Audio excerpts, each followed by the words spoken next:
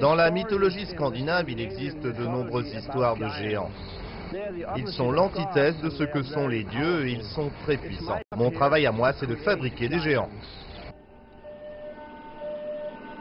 Les géants dont parle Peter Grabauer sont en fait des éoliennes. Et ce que l'on voit à présent est une nacelle, à savoir la partie centrale de l'éolienne, prête à être chargée sur un camion.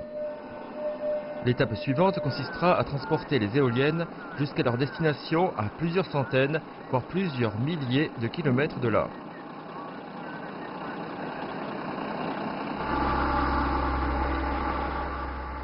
Ce que vous voyez derrière moi, c'est une nouvelle éolienne qui sort de notre usine de Tianjin.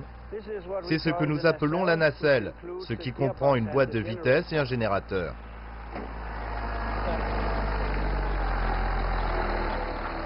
Actuellement, la capacité de production de cette usine varie entre 6 et 8 éoliennes par jour, y compris le samedi et le dimanche.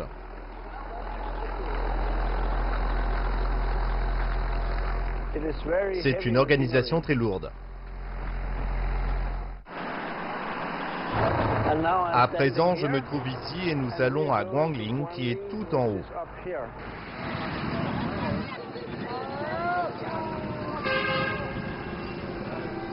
Guangling se trouve dans le nord de la Chine.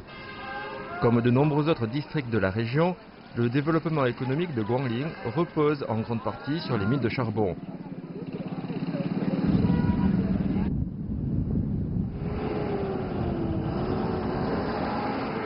Cette file de camions est justement en train d'en acheminer. Ce genre de camion circule jour et nuit, tout au long de l'année, sans jamais s'arrêter. En fait, il serait difficile de s'en passer, puisque le charbon est vital pour le secteur énergétique chinois.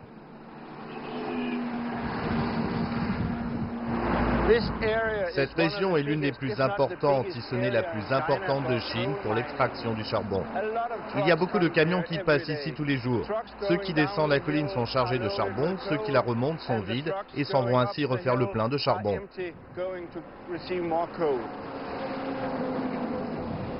Mais naturellement, nous ne sommes pas ici pour parler de charbon. Si Peter Grabauer nous a amenés jusqu'ici, c'est pour nous montrer comment sont assemblés les gens qu'il fabrique. Je me trouve à présent à la sous-station du parc éolien. La sous-station recueille toute l'électricité produite par les éoliennes et transforme son niveau de tension pour que le voltage corresponde au réseau chinois. Puis on distribue l'électricité aux consommateurs. Dans cette sous-station, nous avons 7 personnes qui travaillent à plein temps. Il y a 25 éoliennes qui produisent 75 gigawattheures par semestre.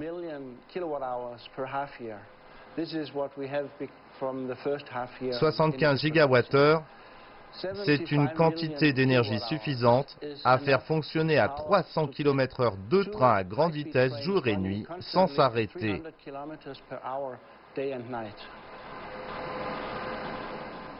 Exactement. 2 trains à grande vitesse circulant jour et nuit pendant 5 mois et demi.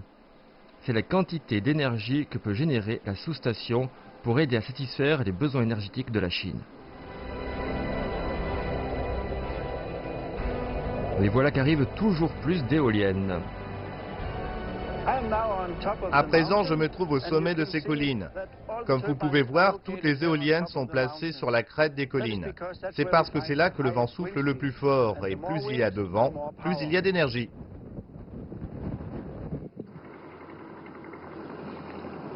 De nouveaux géants sont en train d'être installés dans le parc éolien.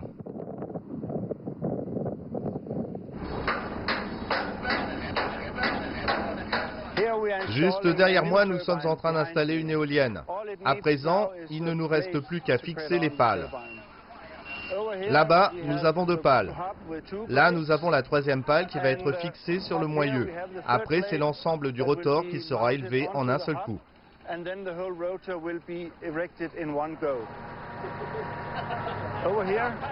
De ce côté, nous avons les lignes de transport d'énergie, mais ce n'est pas terminé. Ça le sera avant que l'éolienne ne soit opérationnelle. De ce côté-là, nous avons une route qui a été conçue exprès pour le passage de ces gros camions pour qu'ils puissent acheminer toutes ces pièces.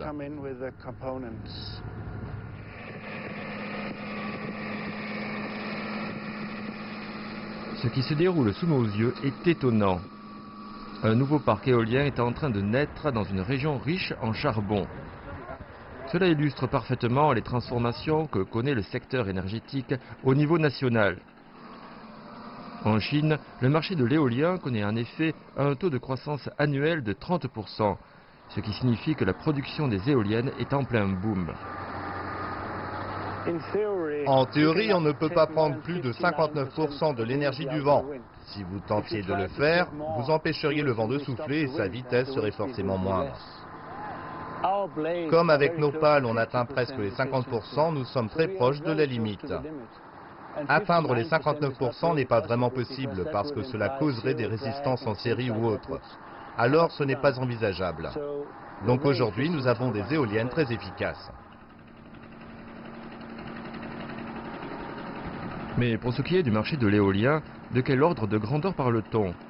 La Chine tient la première position puisqu'elle représente actuellement 50% du marché mondial de l'éolien. Fin 2014, la Chine disposait d'une capacité d'énergie éolienne qui s'élevait à 96 gigawatts, ce qui dépasse par exemple la capacité actuelle de toutes les formes d'énergie du Royaume-Uni. En l'espace d'1 an, on a ainsi produit 153 TWh d'énergie éolienne, une quantité d'énergie qui permettrait par exemple de faire rouler 2 trains à grande vitesse pendant 1000 ans.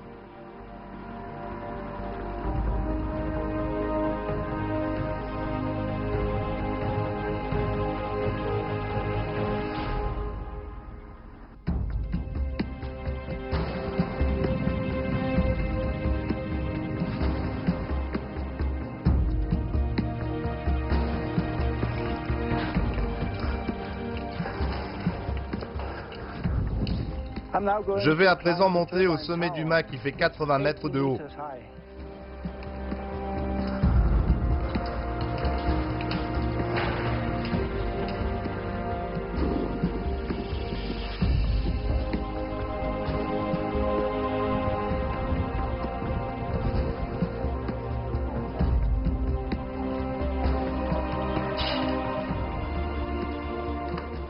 Me voilà tout en haut de l'éolienne où je peux profiter de ce beau panorama montagneux.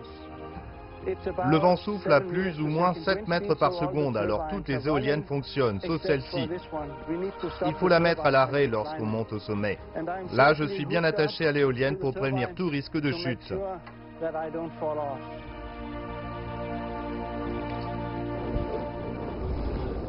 Bien sûr, Peter Grabau n'est pas juste monté pour jouir de la vue. Il est en fait chargé de vérifier la nacelle et les pales afin de s'assurer que ces géants fonctionnent comme il faut.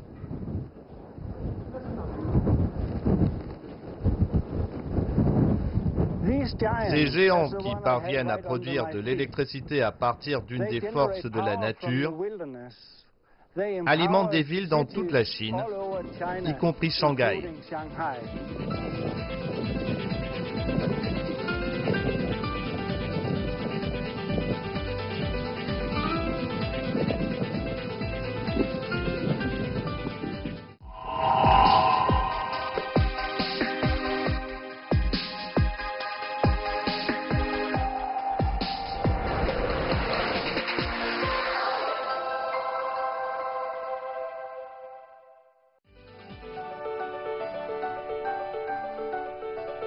Nous voici à Jiangyin, une ville qui se caractérise par sa situation géographique, le delta du Yangtze, une région qui représentait 15% du PIB de la Chine en 2014, grâce notamment à son industrie lourde. Cette ville, ainsi que d'autres du delta, a donc beaucoup contribué à forger l'image d'une Chine usine du monde.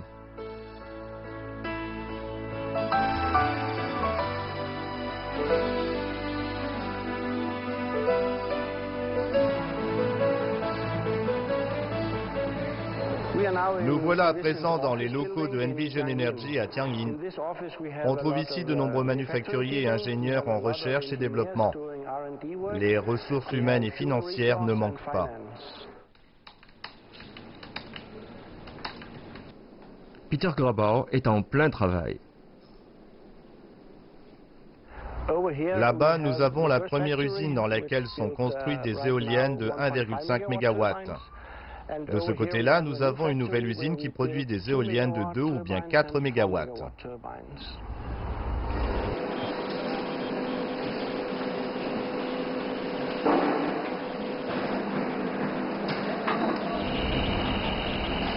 Nous sommes à présent dans l'atelier où nous fabriquons les éoliennes de 1,5 MW. Nous en produisons à peu près 8 par jour, c'est-à-dire que nous sommes à plein régime.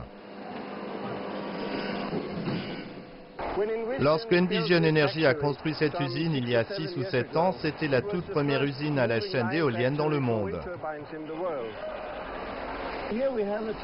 Ici, nous avons une nacelle qui est pratiquement finie. Il faut juste y fixer la partie supérieure. Produire à la chaîne, ça signifie qu'on construit les éoliennes plus ou moins comme les voitures. La seule différence, c'est que pour les voitures, la chaîne est en mouvement permanent, alors qu'ici, c'est seulement intermittent parce que les différents assemblages prennent trop de temps. Donc, s'il s'agit bien d'une production continue pour les voitures, ce n'est pas vraiment le cas lorsqu'il s'agit d'éoliennes.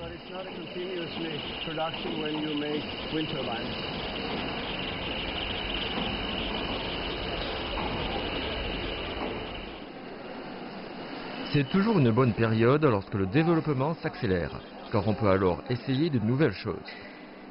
C'est la raison pour laquelle Peter Grabow a rejoint cette entreprise.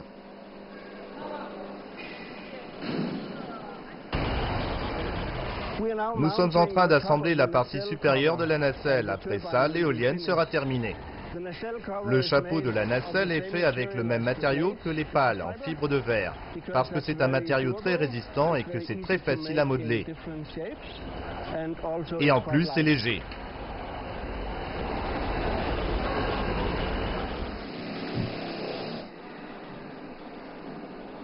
Néanmoins, une entreprise telle que celle-ci manque forcément d'expérience, que ce soit en termes de gestion ou d'innovation.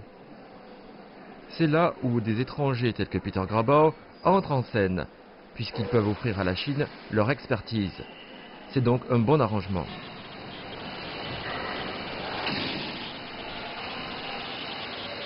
Le chapeau de la nacelle porte le nom de l'entreprise en chinois, Envision Energy. C'est une entreprise jeune, née il y a à peine quelques années, mais qui se développe vite.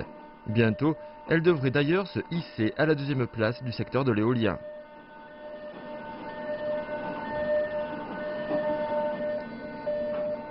Lorsqu'on y regarde de plus près, on peut effectivement faire des investissements rapides et être même le premier à construire une usine. Mais trouver du personnel expérimenté peut s'avérer une tâche ardue. Ici, comme la plupart des travailleurs sont jeunes, il manque forcément d'expérience. Pourtant, Peter Grabow les apprécie beaucoup, car ils apprennent vite et travaillent dur, ce qui permet de fabriquer des éoliennes de calibre mondial.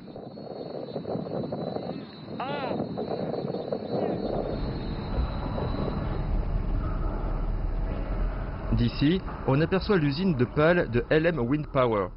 Cette entreprise est de nationalité danoise, tout comme Peter Grabow. Ce dernier pensait d'ailleurs y faire toute sa carrière. J'ai travaillé 21 ans au Danemark pour LM Wind Power. J'ai beaucoup aimé collaborer avec le fondateur de cette entreprise qui est aujourd'hui malheureusement décédé.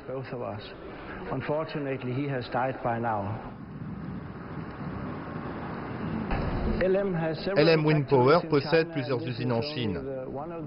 Celle-ci se trouve à Tianjin, à proximité de Envision Energy.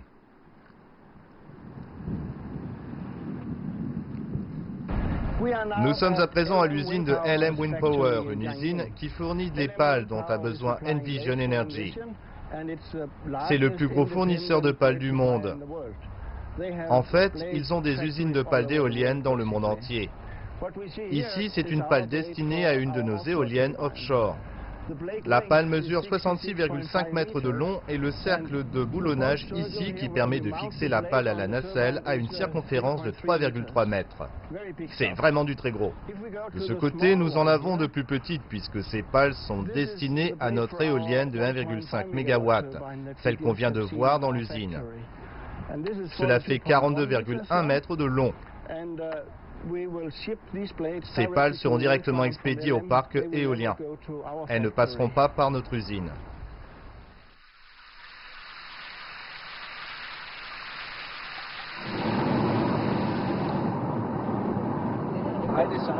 C'est moi qui ai conçu les pales de ces éoliennes. Tout du moins la noire. C'est une éolienne fabriquée par Neg Micon.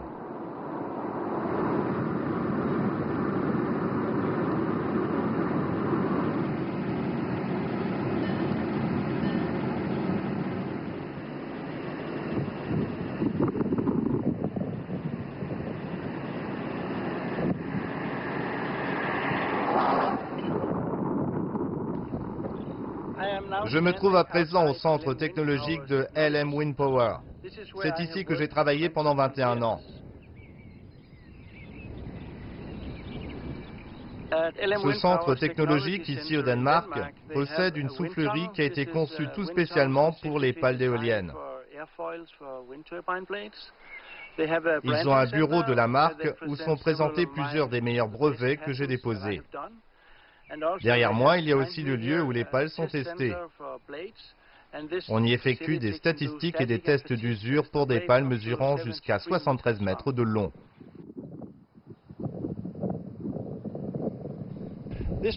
Cette éolienne a à peu près 20 ans d'âge.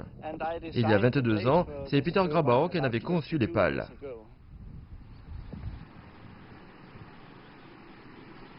Son travail consiste donc principalement à concevoir des pales d'éoliennes.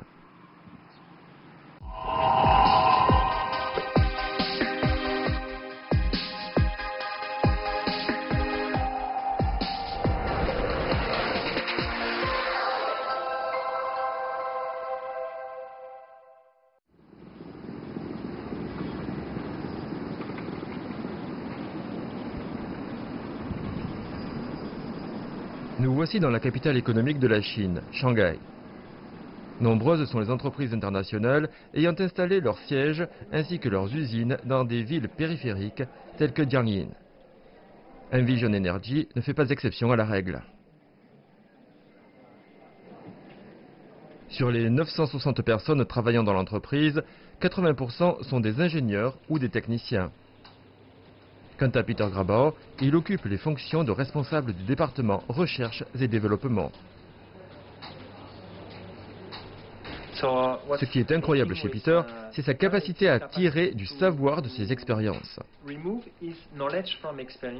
Il regarde le problème sous un autre angle, puis il revient à son expérience et dit « Oui, j'ai déjà connu ça » ou bien « Oui, c'était la solution qu'on a utilisée cette fois-là ». Mais ça ne veut pas dire qu'il ne va pas trouver une autre solution, ou même une meilleure solution. En fait, il est capable d'apprendre de n'importe qui et de n'importe quelle situation. Ça lui donne beaucoup de flexibilité, beaucoup de capacité pour apprendre.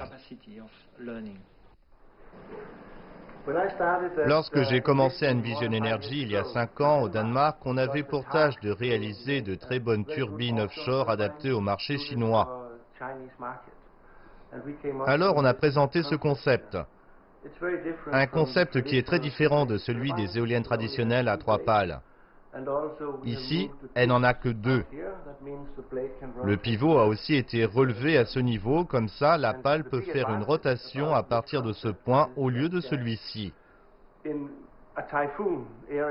Le gros avantage de ce concept, c'est que dans une région de typhon où la vitesse des vents peut être très élevée, l'éolienne peut s'arrêter et en faisant pivoter les pales jusqu'à un angle spécifique, on peut maintenir les pales en équilibre. Alors lorsque le vent souffle de cette direction, il n'y a presque aucune prise sur l'éolienne. On peut ainsi diminuer de 50% les pressions extrêmes par rapport aux éoliennes à 3 pales.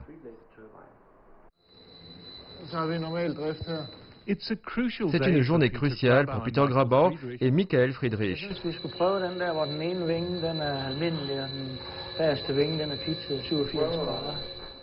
Les deux ingénieurs sont en train de faire des essais en soufflerie avec une maquette de la nouvelle éolienne offshore de Envision Energy, une éolienne qui possède deux caractéristiques.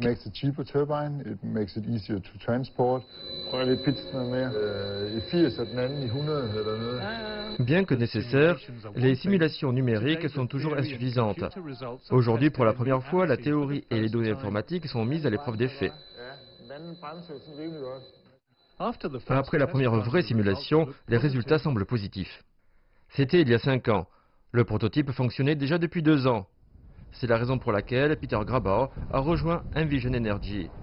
Cette entreprise a adopté son idée et lui a donné l'opportunité de la concrétiser. D'un côté, Peter est quelqu'un de très enthousiaste qui n'a pas peur de donner libre cours à sa créativité. D'un autre côté, comme Envision Energy est une entreprise innovante, elle fait son maximum pour fournir une plateforme d'innovation à ses employés en encourageant chacun d'eux à libérer son enthousiasme et son énergie afin de créer de la valeur et de relever les défis. Voilà pourquoi nous collaborons si bien. Peter a pu trouver chez nous la plateforme que d'autres entreprises de renom n'étaient pas en mesure de lui offrir. Alors, de ce point de vue-là, nous nous sentons extrêmement fiers. En effet, comme ce qui s'est passé pour Peter, nous avons su attirer tout un groupe d'experts étrangers de très haut niveau désireux eux aussi d'apporter leur contribution sur notre plateforme avec des idées innovantes.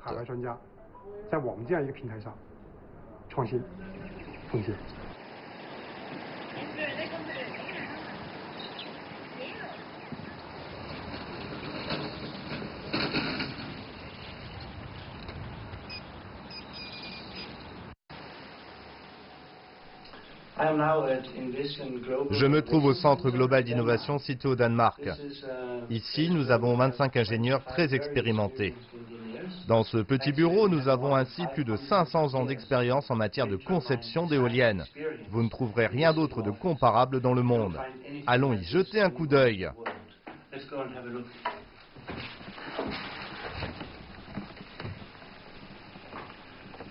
Alors voici le bureau. Nous avons Yip par ici. Content de te revoir. Niran. Content de te revoir. Nira, enchanté. Nira. Nira. Enchanté. Peter Peter est l'un des piliers de l'entreprise pour ce qui est des pales et de l'aérodynamique. Il a aussi acquis une forte expérience à LM Wind Power. Il a beaucoup d'idées innovantes. C'est une véritable joie de travailler avec lui.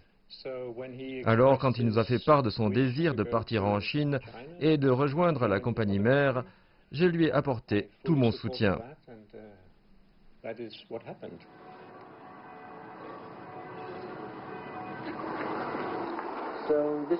C'est notre jardin.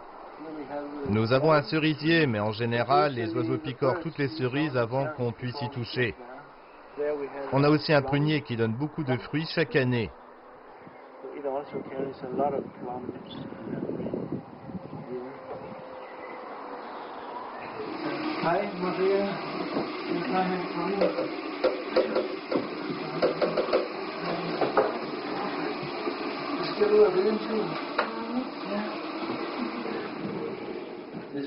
Vous voyez ici quelque chose que j'ai hérité de mes parents.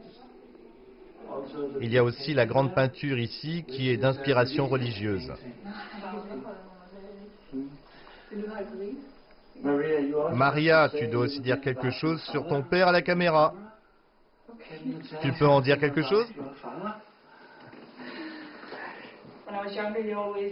Quand j'étais petite, c'était lui qui m'amenait toujours à mes endroits préférés, là où j'allais faire du poney.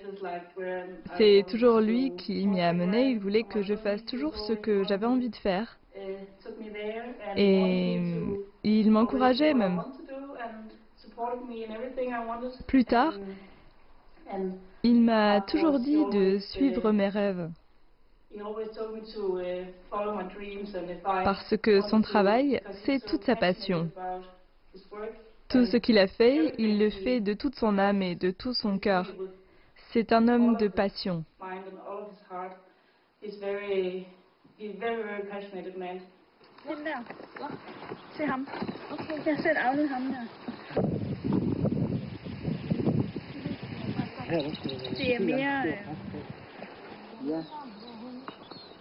meget mere kan han klare, tror du?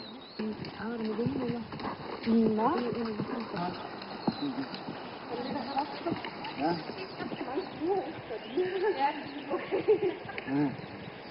Ja. Så skal du koncentrere dig om at ride, ikke?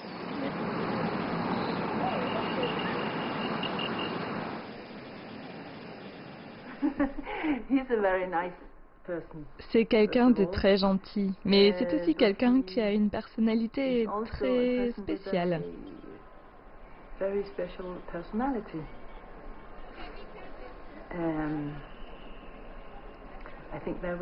C'est d'ailleurs peut-être pour ça que je suis tombée amoureuse de lui. Il ne se met jamais en colère. C'est vraiment très difficile de le mettre en colère. C'est parce qu'il pense que la colère survient lorsqu'il y a de l'incompréhension.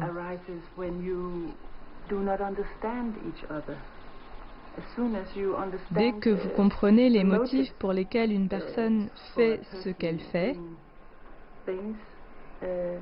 vous ne pouvez pas vous mettre en colère. Je pense même que si le monde était rempli de Peter, les guerres seraient impossibles.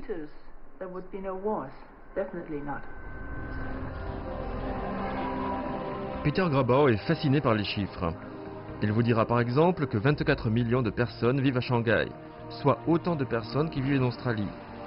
Ou bien encore qu'en 2014, la Chine a produit pour 5500 TWh d'électricité et que de cette quantité, 75% provient encore de la combustion du charbon contre seulement 2,8% pour le secteur éolien. Néanmoins, la Chine se développe rapidement. Alors, quel sera le futur? Brûler plus de charbon ou bien essayer autre chose? Dans le secteur de l'éolien, tout le monde travaille dur pour concevoir des pales qui puissent permettre à tel type d'éolienne de gagner 1 ou 2% d'énergie en plus. C'est très peu. Pour ce qui est des pales, on se rapproche du point optimal. Mais ce qui est beaucoup plus important, c'est la vitesse du vent. Si on augmente la vitesse du vent dans une fourchette allant de 6 à 7,5 mètres par seconde, une éolienne pourra produire 2 fois plus d'énergie, c'est-à-dire qu'on aura une amélioration de 100%. Par conséquent, je réfléchis beaucoup à un moyen de générer du vent. La plupart des gens vont vous dire là, il y a du vent et là, il n'y en a pas. Quant à moi, je crois qu'il y a un moyen de générer plus de vent. L'idée de Peter Grabau, c'est d'installer une grande masse de miroirs dans le désert, ce qui pourra avoir un impact sur la température et qui par conséquent générera plus de vent. Peter Grabau a déjà fait les calculs et les résultats sont encourageants. Il se dit même prêt à utiliser ses fonds propres pour construire un prototype. Il est décidé à tenter l'expérience même si la réussite est loin d'être assurée. C'est ainsi que l'humanité progresse, pas à pas.